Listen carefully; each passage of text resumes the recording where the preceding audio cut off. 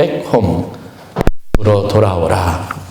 주님이 우리에게 주시는 말씀의 도전입니다. 두 아들을 둔 아버지가 있었습니다. 둘째 아들이 아버지에게 자기의 미래를 위한 소중한 계획들을 가지고 그 미래를 만들어 가려고 하는 자신감을 가지고 미리 자기에게 물려줄 아버지의 유산을 요청을 합니다. 아버지는 그 아들을 응원하는 마음으로 아들에게 가야 할 몫의 재산을 미리 나누어 줬습니다. 그리고 그 아들은 그 재산을 받아서 먼 나라로 여행을 떠났습니다. 누가복음 15장 탕자의 비유에 나와 있는 말씀입니다. 오늘 우리가 그 탕자에게 일어난 일, 그 탕자의 결단, 선택의 결과에 대해서 좀 살펴볼 필요가 있을 것 같습니다. 아버지로부터 자기의 몫의 재산을 요구하고 그것을 받아서 자신의 미래를, 삶을 개척하겠다고 선택했던 탕자의 삶은 어땠을까요? 첫 번째, 결국은 모든 것을 다 낭비하고 허비해버리고 말았습니다. 누가복음 15장 13절 말씀에 보면 허랑방탕하여 그 재산을 낭비하였다라고 기록하고 있습니다. 결국은 그의 손에 쥐어졌던, 그에게 가지고 있었던 모든 것이 다 없어져 버렸다는 말입니다. 인생은요, 가치의 문제가 있습니다. 소중하지 않으면 그냥 함부로 하는 경향들이 있습니다. 이 둘째 아들은 자신의 땀으로 고생스럽게 얻어진 물질이 아니었기 때문에 낭비해버렸습니다. 사용하는데 조금도 망설임도 주저함도 없었습니다. 다 허비해버렸습니다. 허랑방탕하다는 말의 원어를 살펴보면 중심을 잃어버렸다라는 의미를 가지고 있습니다. 어떤 일을 하는데 기준도 없고 자기의 마음에 생각하는 어떤 뚜렷한 목표도 없는 거예요. 그냥 육체가 원하는 대로, 마음이 원하는 대로 다 써버린 겁니다. 더군다나 타인의 간섭이 없는 삶이었으니까 그는 본능에 따라 그냥 본능에 충실하며 그렇게 하루하루를 살았습니다. 성경의 표현을 자세히 살펴보면 아주 짧은 시간에 모든 것을 다 낭비해버렸다라고, 그리고 빈손이 되었다고 말하고 있습니다. 탕자란 무엇일까요? 자기 중심이 또 아버지의 관심과 보살핌이 없이 내버려진 삶이라는 사실들을 알 수 있습니다. 하나님을 떠난 우리의 삶이 바로 그렇습니다. 여러분, 내가 지금 누리고 있는 이 일상이 얼마나 소중한지 여러분 과연 그 가치를 알고 있습니까? 그냥 아침에 눈을 뜨고 일어나는 그 집도, 그리고 여러분들 앞에 차려진 맛있는 음식도, 여러분들이 일하게 그래도 힘들어하면서 야, 꼭 내가 이렇게 힘들게 살아야 되나 투덜거리면서 나가는 직장도, 여러분의 삶의 터전도, 늘 언제나 마음 불편하게 나가는 아이들도 일상이고 여러분들이 다소 못마땅하지만 여러분, 그것은 우리가 그토록 애타게 간절하게 찾고 구하여 얻고자 하는 것들이었다는 사실들을 알아야 합니다. 그 가치를 알지 못하면 우리는 늘 언제나 현실에 불만족스러워할 수밖에 없습니다. 탕자의 문제는 바로 그겁니다. 나중에 우리가 보겠지만 탕자는 자기 인생에 가장 행복했던 기억을 아버지가 있었던 집에서 찾아내고 있었다는 거죠. 그래서 저는 여러분들에게 먼저 감사하는 습관을 갖도록 부탁하고 싶습니다. 나의 일상을 감사하십시오. 내가 이렇게 골머리를 앓고 씨름하며 살아가는 인생이 있다는 것도, 그런 가족이 있다는 것도 다 감사의 조건이 되실 수 있기를 주의 이름으로 간절히 축원합니다. 가치가 있어야 합니다. 모든 일에 의미가 있고 가치가 있어야 소중히 여기기 아니면 다 낭비할 수밖에 없다는 사실을 탕자를 통해서 보는 겁니다. 두 번째는 그 땅에 흉년과 기근이 들었다라고 말하고 있습니다. 결국 자기 인생에 자기가 있는 것을 지키지 못하면 자기가 사는 모든 환경들이 다 엉망이 되게 되어져 있습니다. 성경적인 개념으로 보면 기근과 기갈이라고 하는 것은 하나님이 인간에게 주시는 심판 혹은 저주의 한 표현으로, 전형적인 표현으로 자주 기록이 되어져 있습니다. 내 삶이 황폐해지고 내 인생의 모든 풍성했던 것이 다 말라버리고 다 황량해지는 문제가 있다면 이것은 좀 우리가 깊이 고민할 필요가 있습니다. 하나님이 여기에 주시는 교훈들이 있습니다. 내가 무엇을 잘못했나, 내가 어떤 잘못된 삶을 살았는지를 되돌아볼 기회가 되어야 된다는 거예요. 이 흉년이 무엇을 가져왔냐면 이 아들의 삶을 더 비참하게 만든 겁니다. 결국은 이 아들은 돼지를 치는 일, 돼지가 먹는 그 쥐염 열매를 먹고 살아야 하는 처지가 되었습니다. 아주 짧은 시간에 일어난 일입니다. 시편 49편 20절에 보면 존귀에 처하나 그것을 깨닫지 못하는 사람은 멸망하는 짐승 같다라고 이야기하고 있습니다. 베드로 사도가 교회에서 하나님이 주신 영적인 축복을 알지 못하고 좌고우면하거나 마음을 자꾸 빼앗겨서 헛된 것에 마음을 두고 육체 정욕을 따라 사는 성도들에 대해서 이렇게 경고합니다. 육체를 따라 더러운 것과 정욕 가운데서 행하며 주관하는 일을 멸시하는 자들, 이 사람들은 본래 잡혀 죽기 위하여 난 이성 없는 짐승 같다. 여러분의 삶에 가지고 있는 의미들을 깨닫고 내 가치를 깨닫고 이것을 소중히 여기고 내가 있는 것이 얼마나 하나님이 주신 축복의 터전인가를 늘 아는 것은 인간이 할 수 있는, 하나님 앞에 드릴 수 있는 최고의 영광이라는 사실들을 여러분들이 깨달을 수 있기를 주의 이름으로 간절히 축원합니다. 탕자는 내 삶의 기반을 잃어버리고 그것에서 하나님이 주신 축복을 상실하고 늘 언제나 허망한 상태로 이성이 없는 짐승과 같은 육체의 본능을 따라 사는 사람들의 전형이라고 할 수 있습니다. 이 사람들에게 필요한 것이 무엇입니까? 성경은 분명하게 호세아 선지자도 마찬가지로 아버지 집에서 이것을 회복해야 한다고 말하고 있습니다. 오늘 우리가 드리는 이 예배가 하나님께 예배할 수 있는 거룩한 처소가 여러분들의 삶에 가져다는 축복을 발견하실 수 있기를 간절히 축원합니다. 여러분들은 인식하지 못하지만 억지로 감각 없이 이곳에 와서 앉아 계실지는 모르지만 최소한 제가 여러분들 면밀히 관찰하는 여러분의 표정 안에서 여러분 예배 전과 예배 후는 분명히 달라져 있습니다.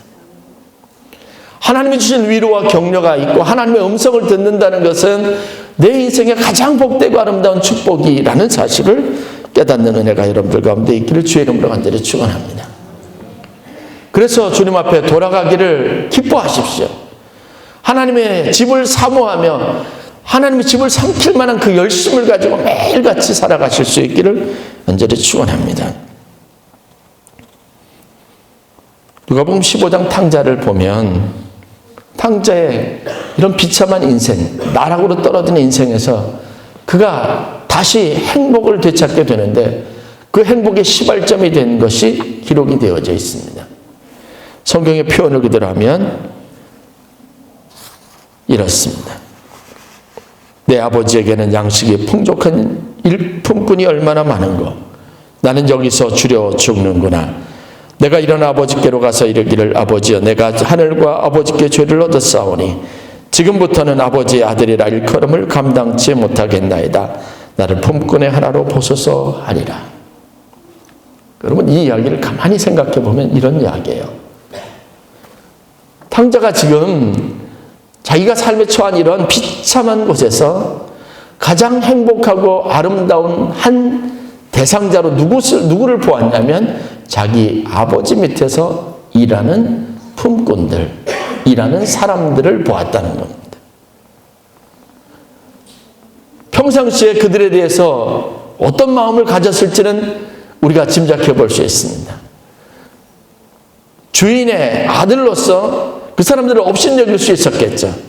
그들이 하는 처지를 불쌍하게 여겼을지도 모르겠습니다. 그런데 지금 생각에 그렇게 불쌍하게 여겼던 그들의 평범한 일상이 자기의 이런 형편에서 보면 가장 행복하고 가장 아름다운 시간이 그리고 아름다운 모습이었다는 것을 연상했다는 겁니다.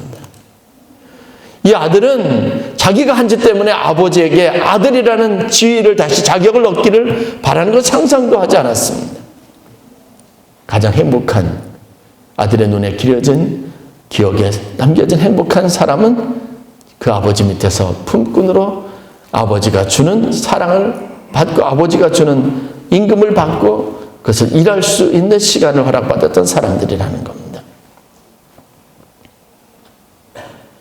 자기의 잘못을 깨닫고 우리가 다시 회복해야 될 그런 시점이 있다면, 장소가 있다면 그것은 언제나 바로 아버지의 품입니다. 하나님 아버지께 나아갈 수 있는 것이 우리에게는 굉장히 큰 축복이고 그것이 우리가 회복될 수 있는 유일한 내 인생의 기회가 된다는 믿음을 여러분들이 꼭 가지실 수 있기를 주의 이름으로 간절히 축원합니다. 성경적인 개념으로 죄인이 망하는 법은 없습니다. 회개하지 않는 사람이 망하는 겁니다. 돌이킬 수 없는 사람은 비극적인 겁니다. 사울왕과 다윗왕의 결정적인 차이도 거기에 있습니다. 그들은 어떤 경중을 가릴 수 없을 만큼 그렇게 나쁜 짓을 한 사람들입니다. 마음의 괴로움도 있었고 다른 사람의 질투의 대상이 되기도 했었고 자기 안에 있는 육체의 소욕, 정욕을 제어하지 못해서 하나님 앞에 큰 죄를 지었고 다른 사람을 애꿎게 죽게 만들었던 사람이고 죽이려고 했던 사람이었습니다. 죄의 경중 따질 수 없습니다. 그런데 사울은 그 인생이 비극적으로 망해버렸고 다윗은 위대한 왕이 되었고 이스라엘 역사에 빛나는 별이 되었던 사람입니다. 무엇이 차이가 있을까요? 사울에게는 돌아갈 아버지의 집이 아버지의 품이 없었습니다. 다윗에게는 아버지의 품, 아버지의 집이 있었습니다. 헤롯 왕이 그랬습니다. 가룟 유다가 그랬습니다. 똑같이 가룟 유다와 베드로는 주님에게 보면 믿었고 신뢰했던 사람들이었지만 주님을 배신했던 이력을 가지고 있었습니다.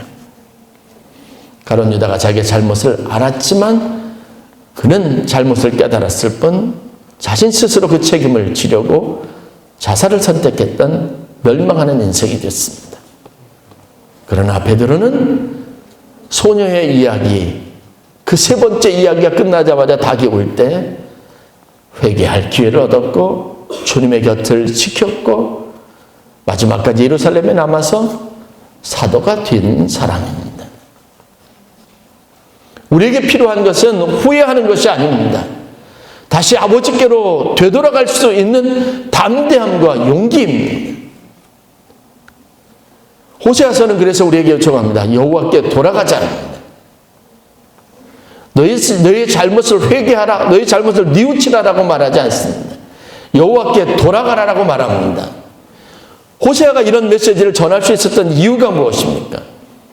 여러분들이 아는 것처럼 그 당시 이스라엘 백성들은 음탕한 음녀와 같았습니다. 즉 하나님의 백성으로 하나님과 언약과 계획 가운데 있었으면서도 불구하고 그들은 하나님 안에서 만족을 구하지 않고 그들의 만족을 다른 곳에서 찾았던 사람입니다. 음란한 세대였습니다. 그 세대가 가지고 있는 해악이 그들이 무엇을 하고 있는지 알게 하시기 위해서 하나님께서 호세아를 고멜과 결혼하도록 했습니다. 고멜은 여러분이 아는 것처럼 거리의 여인입니다. 한 곳에 마음을 주지 못하고 정착하지 못하는 떠돌이 인생입니다. 호세와 결혼해서 세 아들을 낳았음에도 불구하고 이 고멜은 늘 언제나 길거리에서 자기 육체의 만족을 찾았습니다. 그 여인을 바라보면서 호세아가 가졌던 마음이 하나님의 마음이었습니다. 하나님은 어떤 사람이었습니까? 호세아가 느꼈던 것은 그가 어떤 잘못을 지었던 무엇을 했건 돌아오기를 기다렸습니다. 끝까지, 마지막 순간까지. 이런 이해가 있었기 때문에 호세아는 여호와께 돌아가자라고 했습니다. 오늘 그 3절 말씀을 보십시오. 그의 나타나심은 새벽빛같이 어김없고 비와 같이 땅을 적시는 늦은 비와 같이 우리에게 임한다라고 했습니다. 하나님은 여전히 거기 계시고 우리가 돌아가기만 하면 우리의 삶의 은혜의 공급자가 되시는 것을 믿으시길 주의 이름으로 간절히 축원합니다. 너희가 내게 부르짖으면 내게 와서 기도하면 내가 너희들의 기도를 들을 것이요 너희가 온 마음으로 나를 구하면 나를 찾을 것이요 나를 만나리라. 이것이 여호와의 말씀이니라.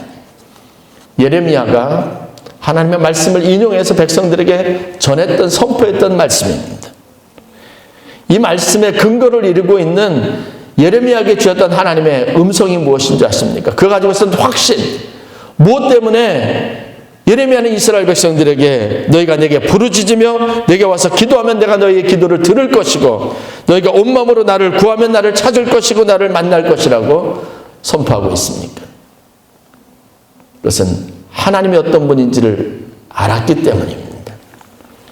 그가 말하는 하나님, 그가 들었던 하나님의 음성은 이것입니다. 예레미야서 29장 31절 말씀.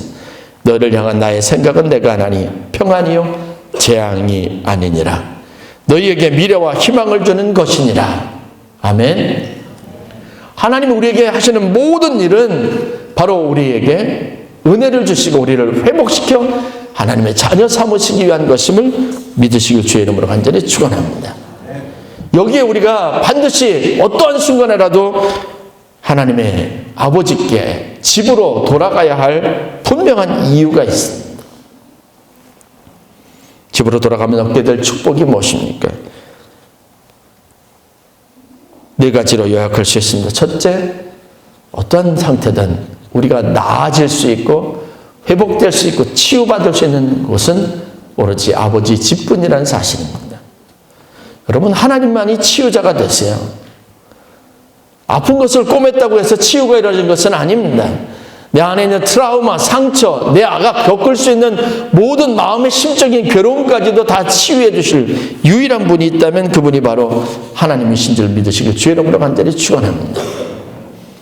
하나님은 큰 그림을 가지고 계십니다. 우리가 다시 하나님의 거룩한 동산, 에덴 동산에서 하나님과 함께 하나님이 주신 모든 피조물과 함께 평화와 풍요와 부유를 누리기를 원하시는 겁니다. 그것이 하나님이 끝까지 우리에게 가지고 계시는 단 하나의 계획이신 줄 믿으시길 주의 이름으로 간절히 축원합니다. 두 번째는 새로운 삶이 있습니다.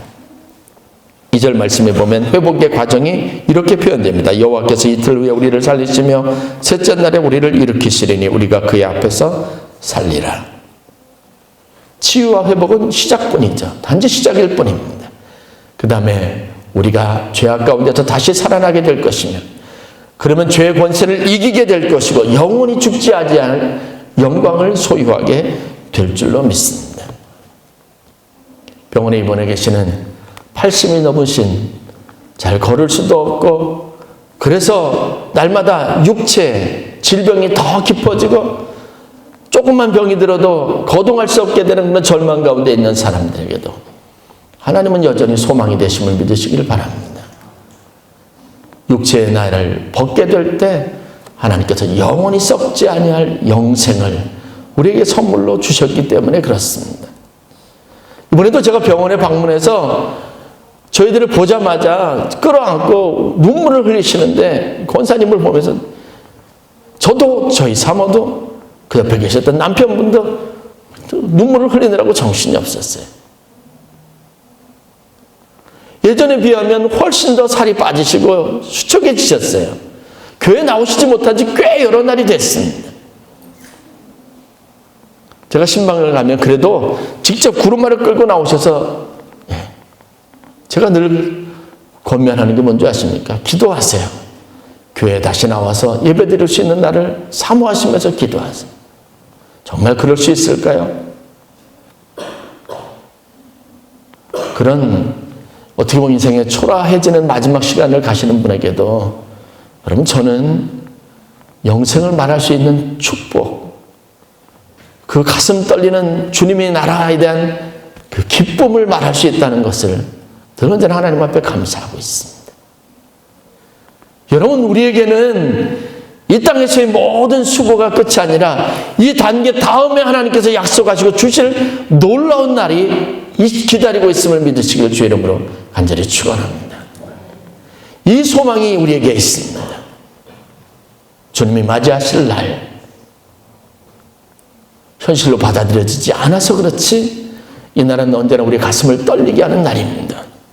탕자는 스스로에 낮춰서 아들이 아니라 품꾼의 하나로까지 그냥 그렇게 여김을 받으면서까지 그 아버지 품 안에 있기를 원했습니다. 우리가 아버지의 집을 꿈꾸는 제일 중요한 이유가 어디에 있습니까? 바로 그것을 주실 수 있는, 내 인생을 새롭게 할 수 있는 기회를 하나님이 주시기 때문에 그렇습니다. 여러분이 어떤 죄를 짓든 어떤 모양으로 살았든 우리의 미래는, 내 선택할 수 있는 날에는 하나님이 예비하시고 준비하신 아름다운 새로운 날이 있다는 사실을 믿는 믿음을 가지시길 주의 이름으로 간절히 축원합니다. 마지막 세 번째, 거기에는 참된 기쁨과 행복이 있습니다. 완성된 행복이 있습니다. 우리가 꿈꾸는 행복은 돌아갈 아버지의 집에 있습니다. 그리고 탕자는 그곳에서 상상을 뛰어넘고 예상을 뛰어넘어 자신을 반겨주는 아버지와 그것에 모여든 많은 이웃들을 보았습니다. 그들과 함께 즐거웠습니다. 누가복음 15장 5절, 7절, 9절, 10절 그리고 23절, 24절 말씀에는 공통적으로 잃어버린 것을 찾았을 때 아버지가 한 일, 주인이 한 일을 소개하고 있습니다. 그 내용들을 살펴보면 이런 겁니다. 잃어버린 자가 혼자가 찾은 기쁨을 누리지 않고 주위에 있는 사람들과 함께 그들을 불러서 같이 모아서 함께 기뻐했다는 겁니다. 제가 이 말씀을 가만히 묵상했습니다. 왜, 무슨 의도로 그렇게 했을까? 저는 거기에서 놀라우신 하나님의 섭리를 보았습니다. 잃어버린 것 때문에 그 잃어버린 안타까움을 다른 사람들에게 이야기하고 그 염려하고 걱정하던 것에 같이 동참해준 많은 사람들, 즉 이웃들에게 내가 찾은 것에 대한 기쁨을 지금 함께 나누었다고 하는 사실입니다. 여러분의 아픔은 여러분 개인만의 것이 아닙니다. 우리 모두의 것임을 믿으시길 주의 이름으로 간절히 축원합니다. 저는 지금도 제 기도 수첩에 이번에 태신자 카드를 여러분 내려주신 그 명단들이 있습니다. 그 사람들의 이름이 제게 있습니다. 한 사람 한 사람 누구인지 어떤 사정이 있는지 모르지만 매일같이 그 사람들의 이름을 부르고 읽으면서 그 영혼들을 회복시켜 주시기를, 그 영혼들을 구원해 주시기 위해서 하나님 앞에 기도하고 있습니다. 여러분들이 기도 제목에 써줬던 사람들 이름들 누군지, 그분의 사정이 어떤지 몰라요.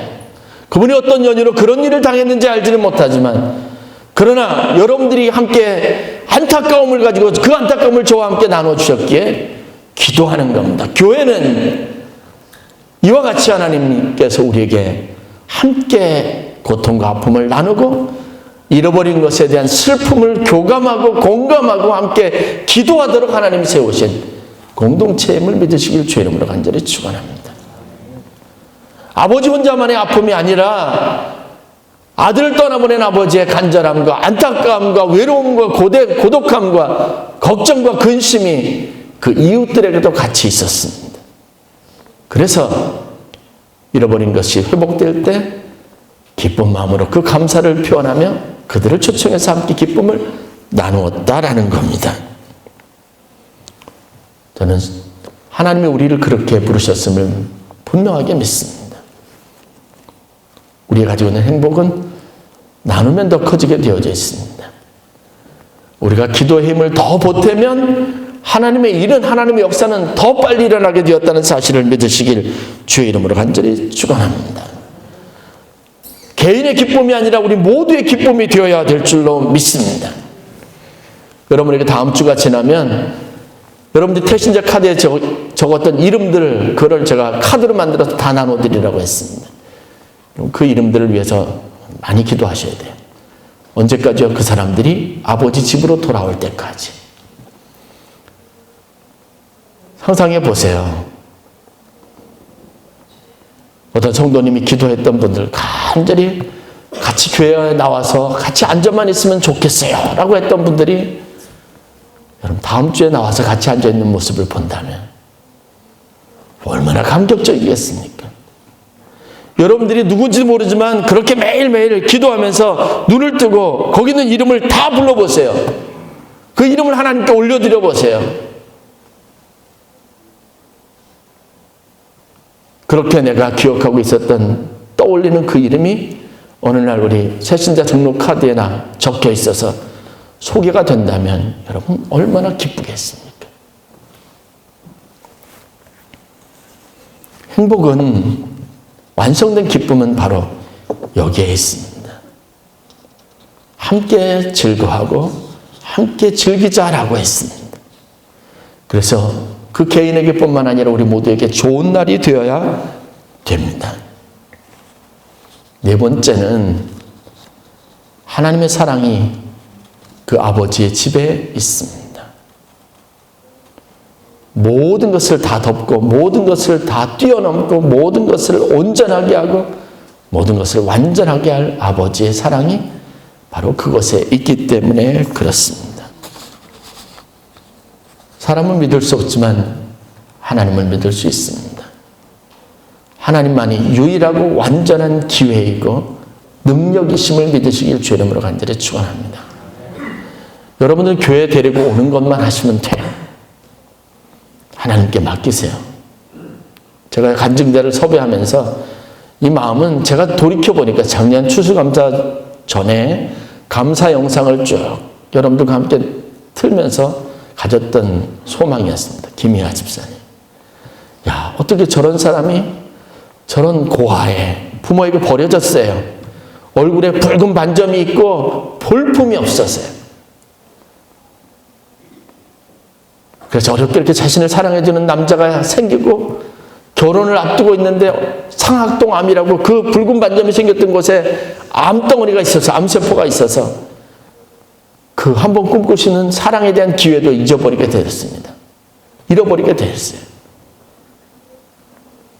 그럴 때 하나님 앞에 그 김희아 집사가 나가서 받은 위로가 뭔지 여러분 들을 기회가 있어야 됩니다.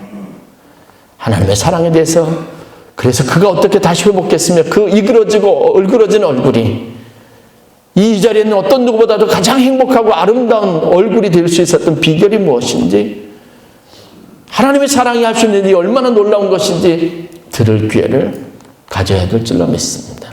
어디에서요? 아버지 집에서요.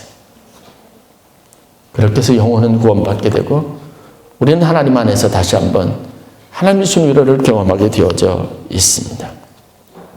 나와 관련된 사람들이, 여러분 많은 사람들이 기도해 주는 사람이 될 수 있기를 주의 이름으로 간절히 축원합니다. 또 다른 사람이 기도하던 사람이 구원받는 기쁨을 내가 함께 누릴 수 있는 귀한 공동체, 귀한 축제의 날이 될 수 있도록 여러분 기도해 주시기를 간절히 축원합니다. 기도하겠습니다.